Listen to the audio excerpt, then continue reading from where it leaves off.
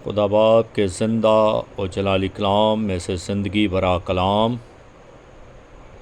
مکاشفہ کی کتاب اس کا 11واں باب 1 سے 11 آیت مبارکہ تک۔ 2 گواہ۔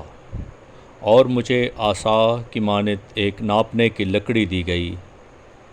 اور کسی نے کہا کہ اٹھ کر خدا کے مقدس اور قربان گاہ اور اس میں کے عبادت کرنے والوں کو ناپ، اور اس صحن کو جو مقدس کے باہر ہے خارج کر دے، اور اسے نہ ناپ، کیونکہ وہ غیر قوموں کو دے دیا گیا ہے۔ وہ مقدس شہر کو 42 مہینے تک پامال کریں گی،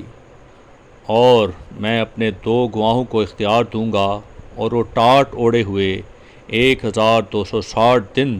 نبوت کریں گے۔ یہ وہی زیتون کے 2 درخت اور 2 چراغدان ہیں جو زمین کے خداوند کے سامنے کھڑے ہیں، اور اگر کوئی انہیں ضرر پہنچانا چاہتا ہے تو ان کے منہ سے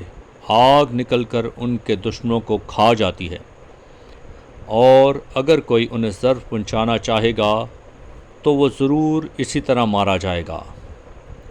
ان کو اختیار ہے کہ آسمان کو بند کر دیں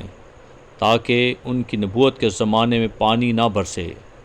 اور پانیوں پر اختیار ہے کہ انہیں خون بنا ڈالیں،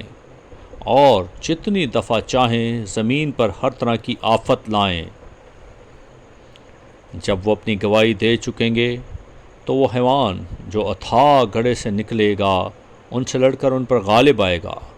اور ان کو مار ڈالے گا، اور ان کی لاشیں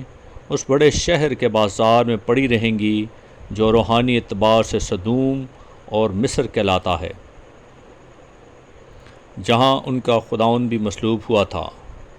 اور امتوں اور قبیلوں اور اہل زبان اور قوموں میں سے لوگ ان کی لاشوں کو 3.5 دن تک دیکھتے رہیں گے، اور ان کی لاشوں کو قبر میں نہ رکھنے دیں گے، اور زمین کے رہنے والے ان کے مرنے سے خوشی منائیں گے اور شادیانے بجائیں گے اور آپس میں تحفے بھیجیں گے، کیونکہ ان دونوں نبیوں نے زمین کے رہنے والوں کو ستایا تھا۔ اور 3.5 دن کے بعد خدا کی طرف سے ان میں زندگی کی روح داخل ہوئی، اور وہ اپنے پاؤں کے بل کھڑے ہو گئے، اور ان کے دیکھنے والوں پر بڑا خوف چھا گیا، اور انہیں آسمان پر سے ایک بلند آواز سنائی دی کہ یہاں اوپر آ جاؤ۔